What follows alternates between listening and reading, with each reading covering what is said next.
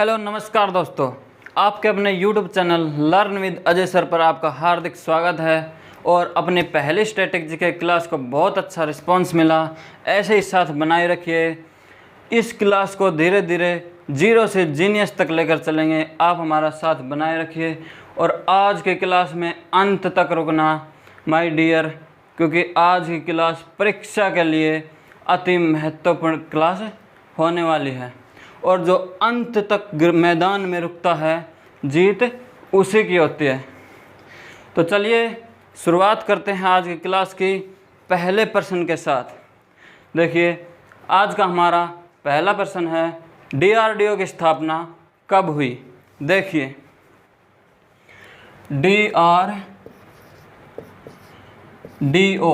DRDO Bharat की आन बान शान DRDO defence research development organisation. मैं फुल फॉर्म लिख देता हूँ, डिफेंस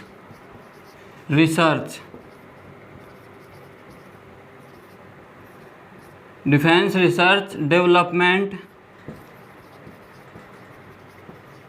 ऑर्गेनाइजेशन।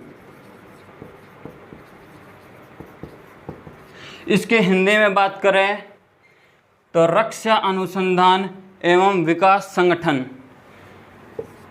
रक्षा अनुसंधान एवं विकास संगठन। अब प्रश्न था इसकी स्थापना कब हुई। देखिए इसकी स्थापना हुई 1958 में। क्लियर। और आप बताइए इसकी स्थापना 1958 में कहाँ हुई। 1958 में, जल्दी बताइए। इसकी स्थापना 1958 में दिल्ली है। इसका हेडक्वार्टर कहाँ है? दिल्ली। क्लियर। अब बात करते हैं इसका वर्तमान अध्यक्ष कौन है। DRDO का वर्तमान अध्यक्ष सतीश रेड्डी। कौन? सतीश रेड्डी। क्लियर। अब एक प्रश्न जो एग्जाम में पूछा गया था DRDO से, अति महत्वपूर्ण प्रश्न, DRDO अपना मिसाइल प्रक्षेपण कहाँ से करती है। तो DRDO अपना मिसाइल प्रक्षेपण व्हीलर द्वीप उड़ीसा से करती है। कहाँ से? व्हीलर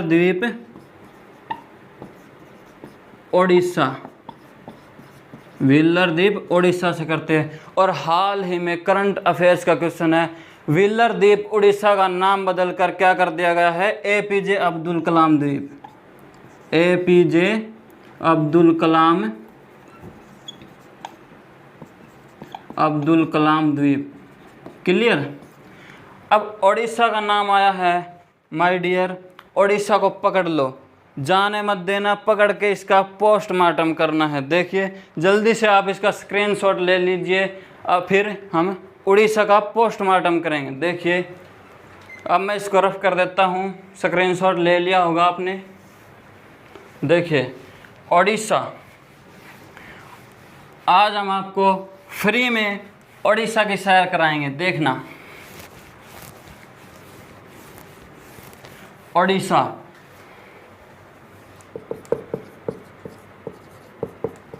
उड़ीसा का पुराना नाम क्या है? कलिंग। उड़ीसा का पुराना नाम कलिंग। और उड़ीसा का वर्तमान CM कौन है? CM नवीन पटनायक। और वर्तमान राज्यपाल उड़ीसा का गणेशी लाल। कौन है? गणेशी लाल।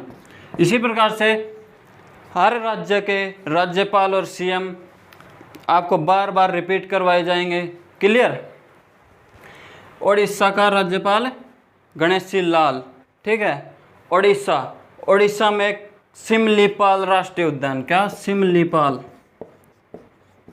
सिमलीपाल राष्ट्रीय उद्यान उड़ीसा। भीतरकनिका और गहीरमाथा वन्यजीव अभ्यारण्य भी कहाँ है? उड़ीसा। भीतर कणिका और गहीर माथा। भीतर कणिका गहीर माथा वन्यजीव अभयारण्य भी कहाँ है? उड़ीसा। और अति महत्वपूर्ण प्रश्न, कोणार्क सूर्य मंदिर। क्या? कोणार्क सूर्य मंदिर। कोणार्क सूर्य मंदिर भी कहाँ है? उड़ीसा। और ये प्रश्न भी बार बार पूछता है कि कोणार्क सूर्य मंदिर को क्या कहा जाता है, तो आप कमेंट बॉक्स में बताइए क्या कहा जाता है। और कोणार्क सूर्य मंदिर की स्थापना किसने की? नरसिंह देव फर्स्ट ने। गंग वंश के राजा नरसिंह देव फर्स्ट ने कोणार्क मंदिर की स्थापना की। गंग वंश नरसिंह देव फर्स्ट। क्लियर? अब बात करते, मैंने आपसे एक प्रश्न पूछा था कोणार्क सूर्य मंदिर। कोणार्क सूर्य मंदिर का क्या पूछा था? इसको क्या कहा जाता है? Black pagoda. इसको ब्लैक पैगोडा के नाम से जानते हैं, ब्लैक पैगोडा। और गोल्डन पैगोडा, गोल्डन पैगोडा को किसको जानते हैं? म्यांमार को। म्यांमार देश को गोल्डन पैगोडा के नाम से जानते हैं। देखिए, गोल्डन पैगोडा, म्यांमार। म्यांमार की राजधानी क्या है? नापीता। क्या दूध पिएगा? नापीता। म्यांमार की राजधानी क्या है? नापीता। क्लियर? म्यांमार, म्यांमार का प्राचीन नाम बर्मा।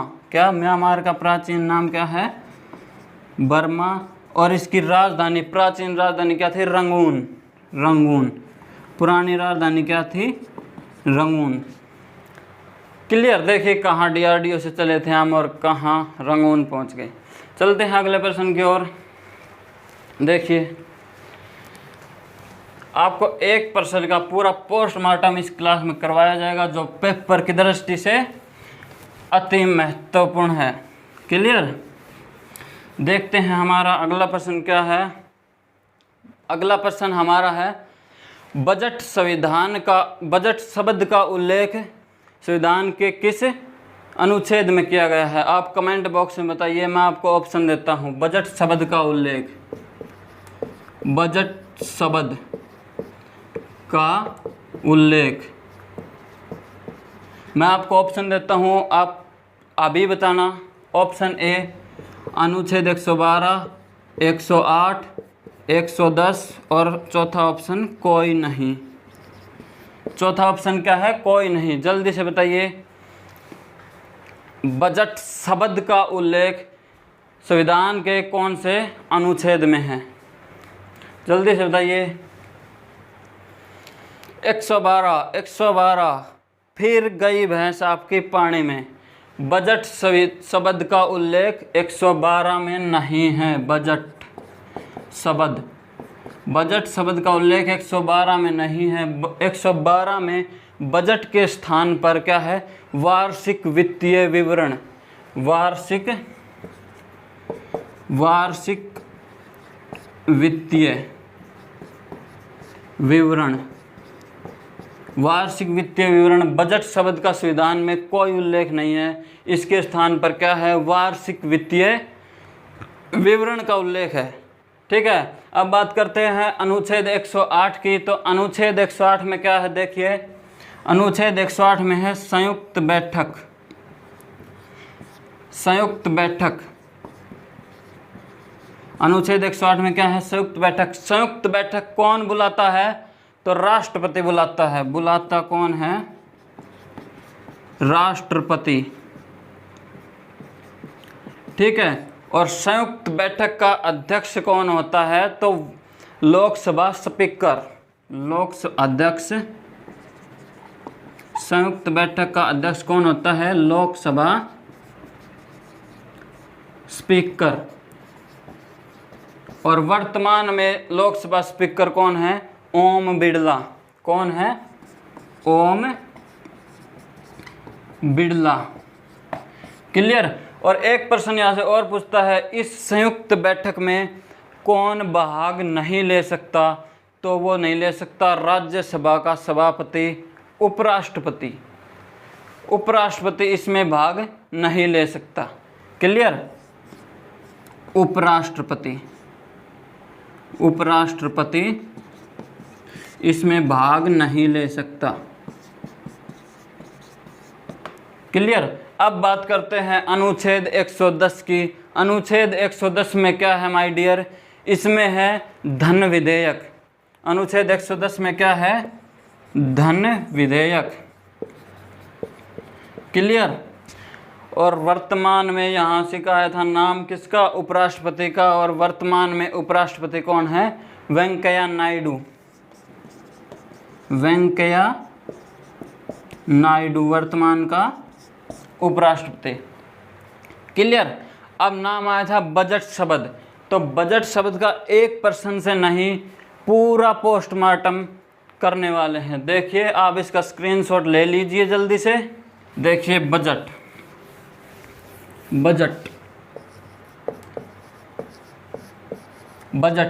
भारत में बजट का जनक कौन है? तो भारत में बजट का जनक कौन है इसका? James Wilson. किसका नाम आता है? जेम्स विल्सन का। क्लियर? अब भारत का पहला बजट किसने पेश किया? तो भारत का पहला बजट पेश किया षणमुख शेट्टी। पहला बजट किसने पेश किया? षणमुखम शेट्टी।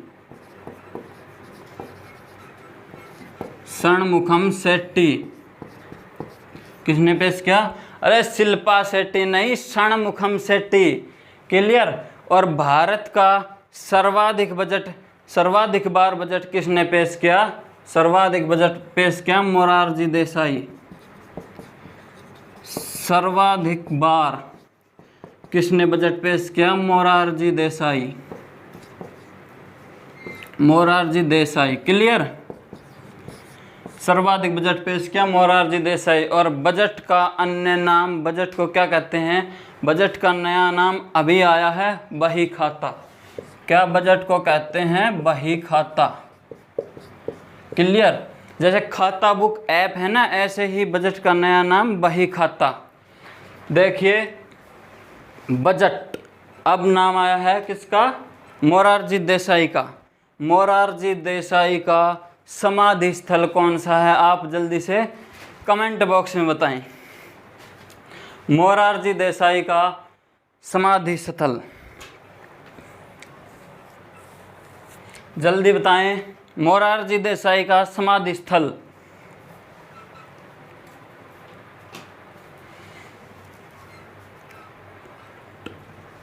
देखिए, मोरारजी देसाई का समाधि स्थल है, क्या है? समाधि स्थल।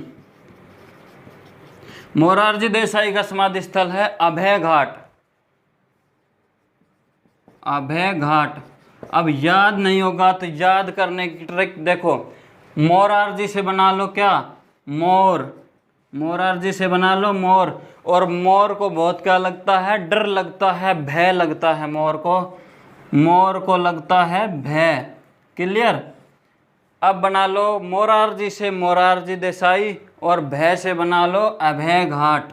क्लियर? भय से बना लो अभय घाट। आप ये प्रश्न, इसमें सस्पेंस रहता है। ऑप्शन में बच्चे करेंगे ये टिक करूं, ये टिक करूं। आप बना लेना सीधा मोरारजी से मोर, और मोर को लगता है भय। मोरारजी देखते ही आपको मोर याद आएगा, और मोरारजी से अभय घाट याद आएगा। अब देख लिए ये समाधि स्थल का नाम आया है, तो एक दो समाधि स्थल और देख लेते हैं जो पेपर की दृष्टि से कतई जहर हैं, जो पेपर को नस्ते नाबूद करने के लिए अति महत्वपूर्ण है। देखिए,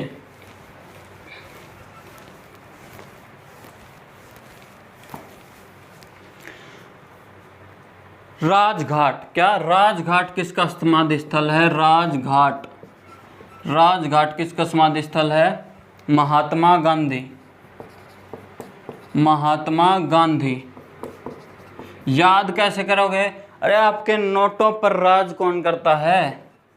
नोटों पर राज नोटों पर राज करता है कौन? महात्मा गांधी। तो राजघाट महात्मा गांधी। अब है शक्ति स्थल। शक्ति स्थल किसका है? शक्ति स्थल।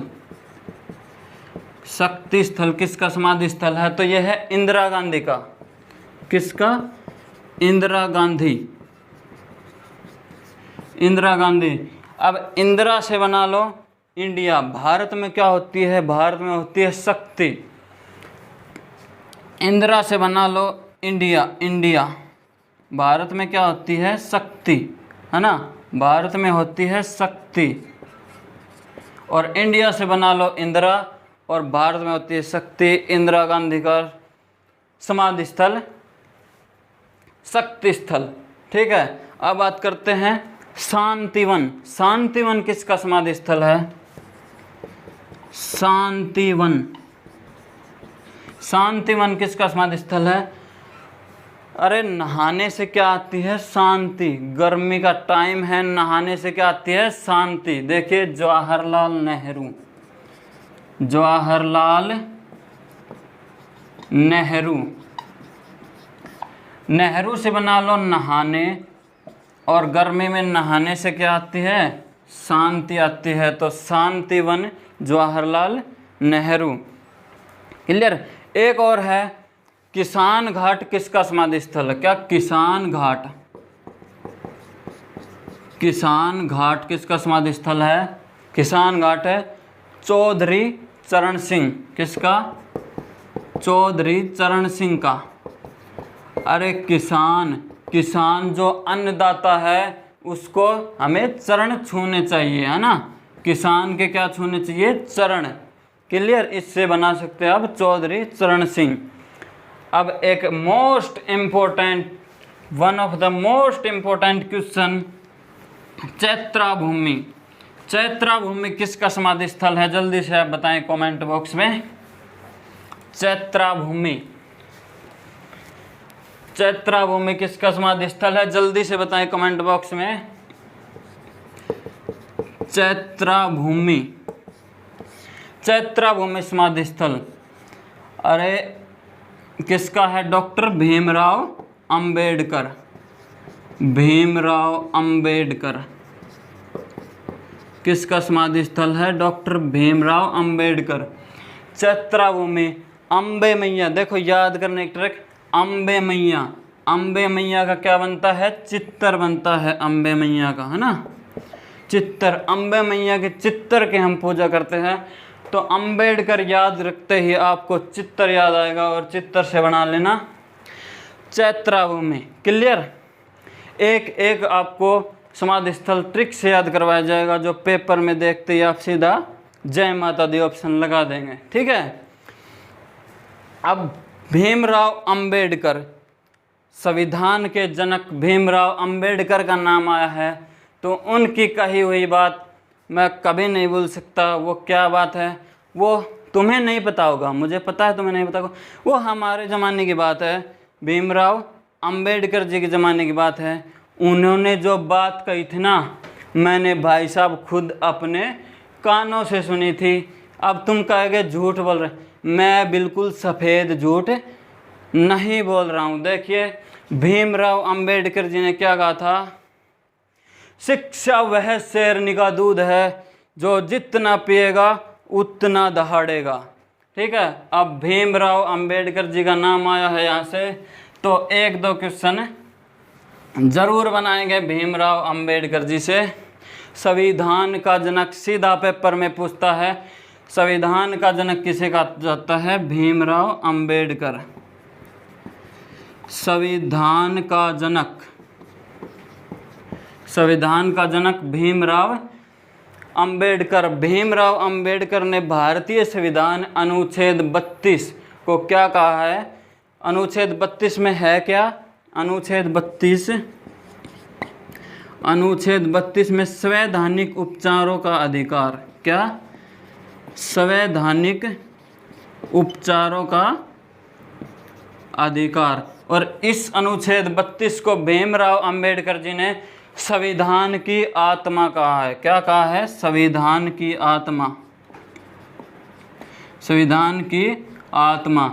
ये प्रश्न भी बार बार पेपर में पूछा जाता है। क्लियर। भीमराव अंबेडकर से एक क्वेश्चन और याद आया माय डियर, वो है क्या, 1932 का पूना पैक्ट। पूना पैक्ट 1932 किस किस के बीच में हुआ था, जल्दी से बताएं आप कमेंट बॉक्स में। इसको मैं रफ कर रहा हूँ, स्क्रीनशॉट लेना है तो ले लो। देखिए पूना पैक्ट 1932,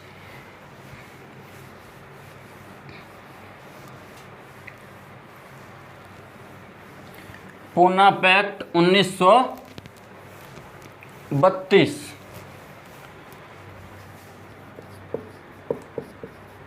पूना पैक्ट 1932 किस किस के बीच में हुआ था, महात्मा गांधी और भीमराव अंबेडकर। महात्मा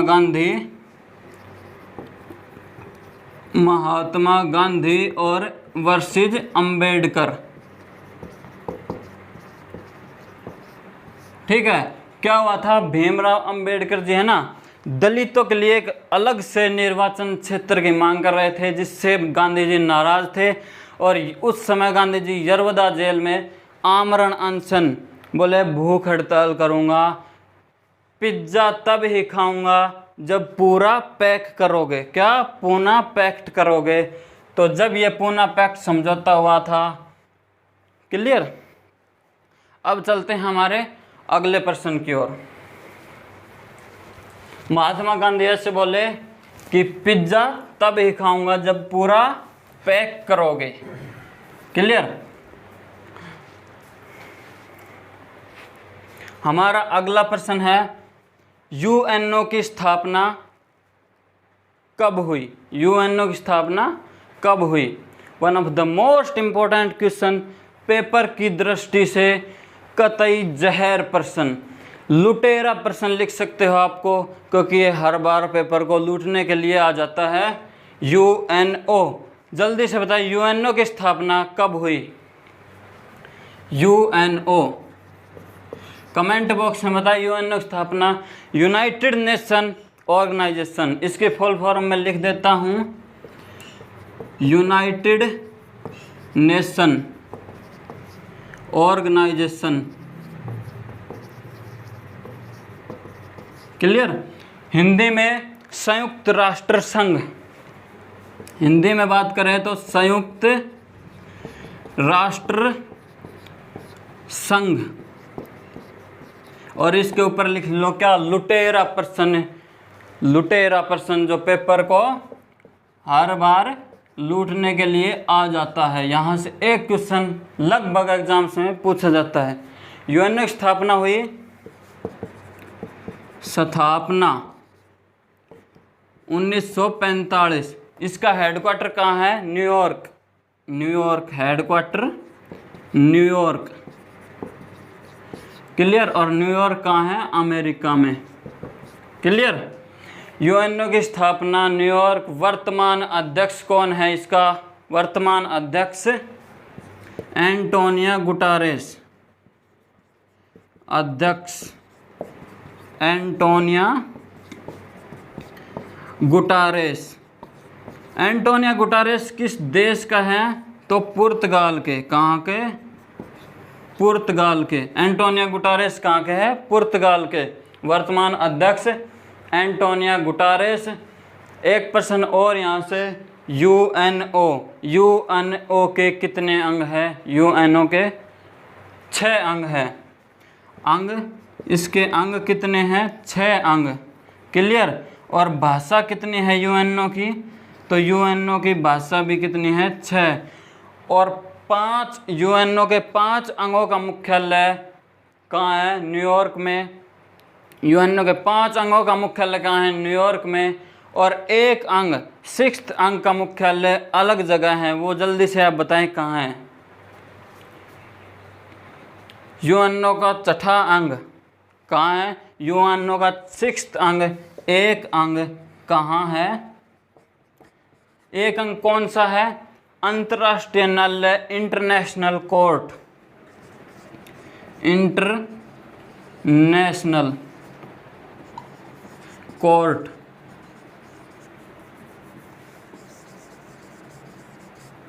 ठीक है। इंटरनेशनल कोर्ट कहाँ है? इसका मुख्यालय द हैग, नीदरलैंड में। कहाँ है इसका मुख्यालय? The Hague, the Hague, Netherland. इसका मुख्यालय कहाँ है? द हैग, नीदरलैंड में। क्लियर। अब बात करते हैं किसके, यहाँ आया था नाम न्यूयॉर्क। आपको फ्री में अब न्यूयॉर्क की सैर करवाई जाएगी। मास्क लगाकर बस में बैठना है, ठीक है। बिना मास्क चालान कट सकता है, इसलिए आपको न्यूयॉर्क घूमने के लिए मास्क जरा लगाना अति आवश्यक है। न्यूयॉर्क, न्यूयॉर्क, न्यूयॉर्क किस नदी के तट पर है? नदी हडसन नदी। न्यूयॉर्क किस नदी के तट पर है? हडसन नदी। न्यूयॉर्क का अन्य नाम बिग एप्पल। क्या? बिग एप्पल के नाम से न्यूयॉर्क को जाना जाता है। और एक और अन्य नाम इसका, वो क्या है? गगनचुंबी इमारतों का शहर। क्या? गगनचुंबी इमारतों का शहर। गगनचुंबी इमारतों का शहर।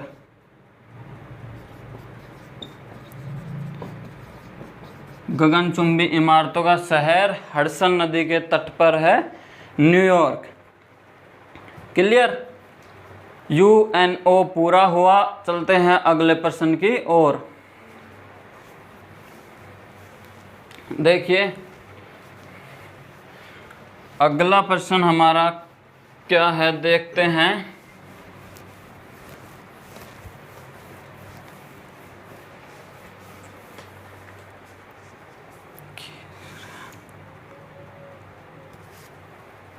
अगला प्रश्न है हमारा 11 जुलाई को विश्व जनसंख्या दिवस कब से मनाना शुरू किया गया? जल्दी से आपको पता है तो बताइए, वरना हम तो करवाएंगे। 11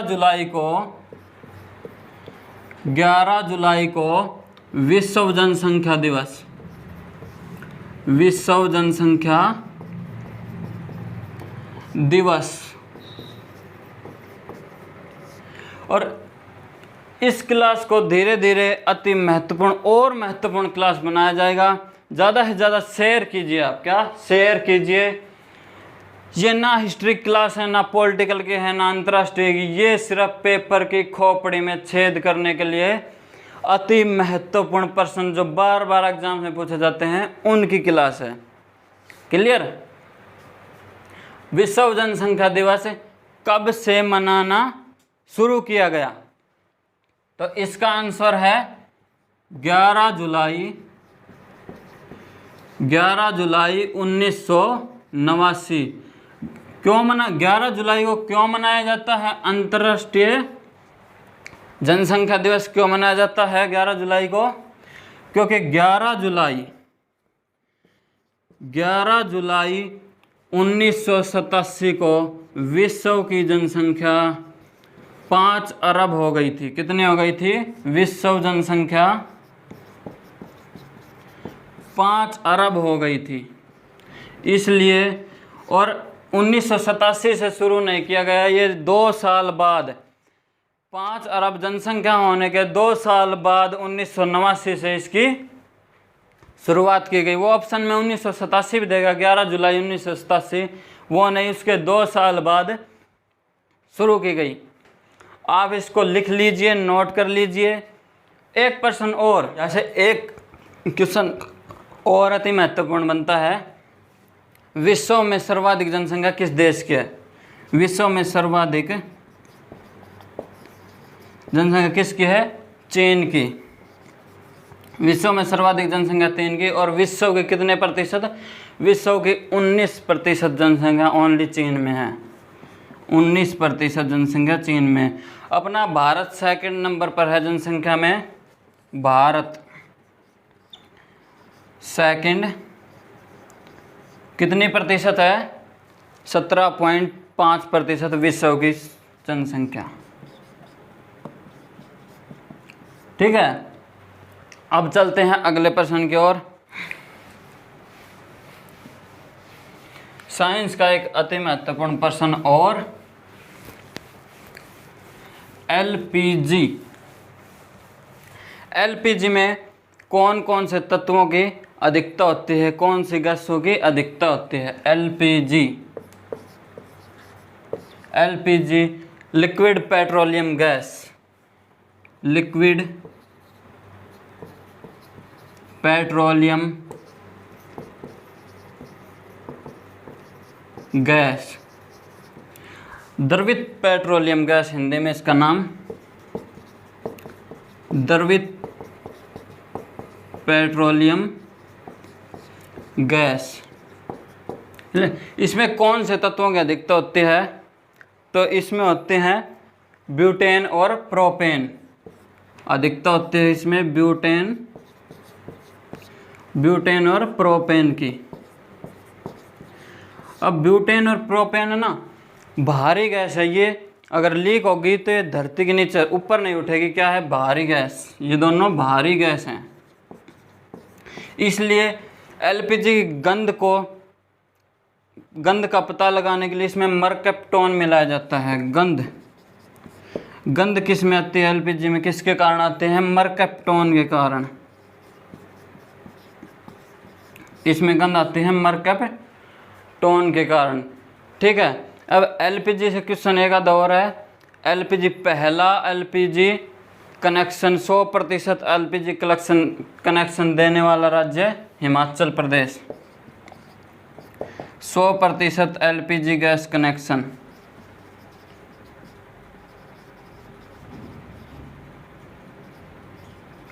देने वाला राज्य हिमाचल प्रदेश। हिमाचल प्रदेश हींग की खेती करने वाला पहला राज्य है, हींग खेती करने वाला पहला राज्य। ठीक है, हिमाचल प्रदेश। धर्मशाला स्टेडियम भी हिमाचल प्रदेश में है, धर्मशाला